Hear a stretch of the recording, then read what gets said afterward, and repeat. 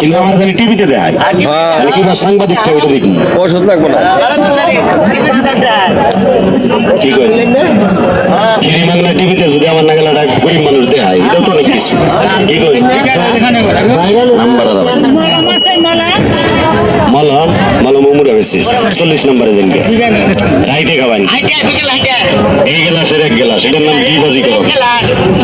দিদার আয়ুর্বেদিকের সর্বশ্রেষ্ঠ অবদান মাজার শক্ত হবো ক্যালসিয়াম পয়দ হবো হরমোন জাগ্রত হবো